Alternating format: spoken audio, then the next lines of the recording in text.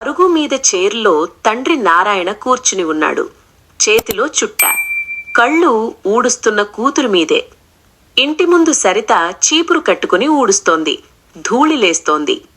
అయ్యో, ఊడుస్తున్నావా? ఇంకా బలంగా ఊడు. ఈ ఇంట్లో నీ దరిద్రం మొత్తం పోవాలి. సీత ఒక్క క్షణం ఆగుతుంది, మళ్ళీ ఊడుస్తుంది. సాయంత్రం కదా నాన్న, అరుగు ముందు శుభ్రంగా ఉండాలని. శుభ్రం కావాలంటే నువ్వే ముందు పోవాలి. ఇంటి ముందు ఊడ్చినా ఇంట్లోంచి పోకపోతే ఈ చెత్త అలాగే మిగిలిపోతది.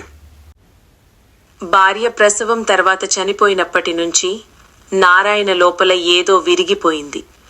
కూతురు పుట్టడం ఆనందం కాకుండా బాధగా మారిపోయింది. ఆ నష్టాన్ని తట్టుకోలేక తన దుఃఖం మొత్తం కూతురు మీద కోపంగా బయటపెట్టేవాడు.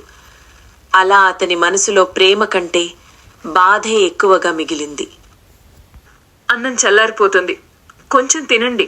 ఆకలి లేదు, పో. 2 ముద్దలైనా సరే నాన్న. నేను తినకపోతే ప్రపంచం ఆగదు. నీ పని చూసుకో.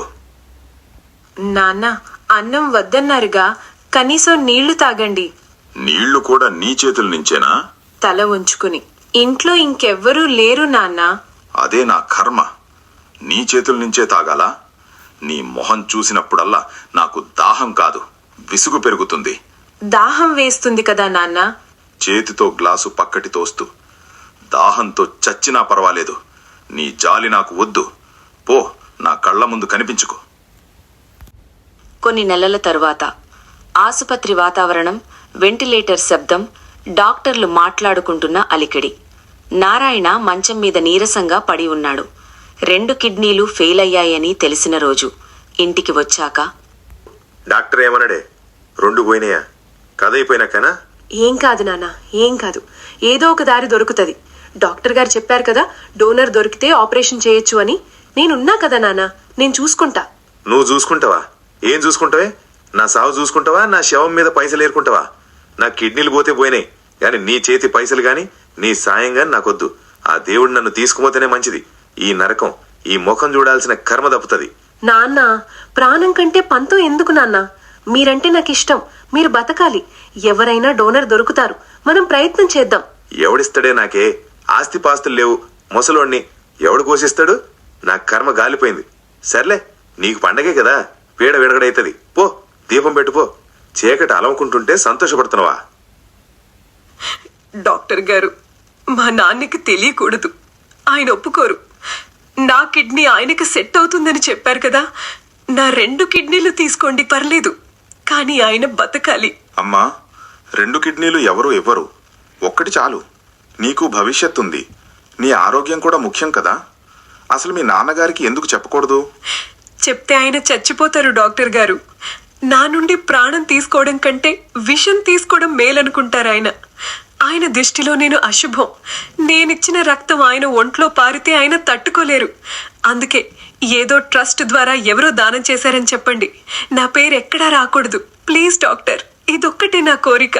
సరే అమ్మా, నీ ఇష్టం. కానీ ఇది చాలా పెద్ద త్యాగం. నీకు పెళ్లి కాలేదు, ఎవరూ లేరు. నాన్నున్నారు కదా డాక్టర్, ఆయన బతికితే చాలు. ఆయన గుండె చప్పుడు వినపడితే చాలు. ఆపరేషన్ ఏర్పాట్లు చేయండి.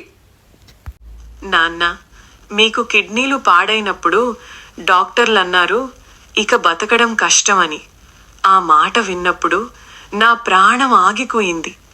మీరు నన్ను ఎంత తిట్టినా, ఎంత కొట్టినా, సాయంత్రం మీరు ఇంటికి రాగానే ఆ అడుగుల చప్పుడు వింటేనే నాకు ధైర్యం. మీరు లేని ఈ ఇల్లు నాకు శ్మశానం నాన్న. అందుకే ఇలా నిర్ణయం తీసుకున్నాను. ఆస్పత్రి నుంచి ఆపరేషన్ అవినాక ఇంటికొచ్చిన నారాయణ ఇప్పుడు కాస్త బలంగా కనిపిస్తున్నాడు. అరుగు మీద కూర్చుని చుట్టు తిప్పుతూ ఉన్నాడు. ఏమే, ఇంకా లోపలేనా?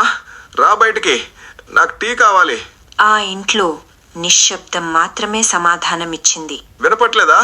నేను చచ్చిపోయాను అనుకున్నావా? రా అని చెప్తున్నా. ఈ పిల్లకి బుద్ధి చెప్పాలి ఈరోజు. నారాయణ, అలా అరవద్దురా. ఏంది కాంతా, ఏడుస్తున్నావు? ఈ పిల్ల మళ్ళీ ఏం డ్రామా చేస్తుందో చూడు. డ్రామా కాదు నారాయణ, నీ బతుకు కోసం ఆ పిల్ల తన ప్రాణం పెట్టిందిరా. ఏం మాట్లాడుతున్నావు?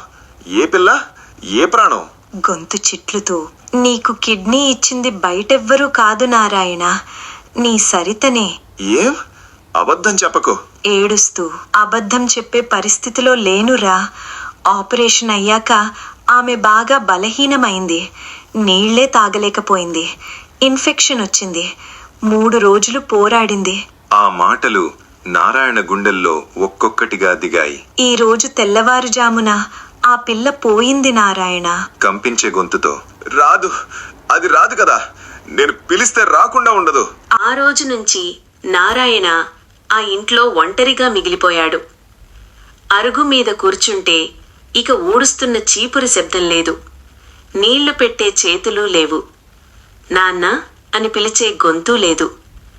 తన ప్రాణం కోసం కూతురు ప్రాణం పోయిందన్న నిజం ప్రతిరోజు అతన్ని చంపుతూనే ఉంది. ఇప్పుడు అతను బతికున్నాడు, కాని జీవించట్లేదు. తాను ద్వేషించిన కూతురు తనలోనే బతుకుతుందన్న నిజం ప్రతి శ్వాసలో గుర్తొస్తూనే ఉంది. కొన్ని తప్పులు మరణంతోనే అర్థమవుతాయి, కాని అప్పటికి క్షమాపణ చెప్పే అవకాశం ఉండదు. ఈ కథకి హ్యాపీ ఎండింగ్ లేదు. ఇది ఒక హెచ్చరిక మాత్రమే. ప్రేమను ఆలస్యం చెయ్యకండి, ఎందుకంటే త్యాగం ఎప్పుడూ తిరిగి రాదు.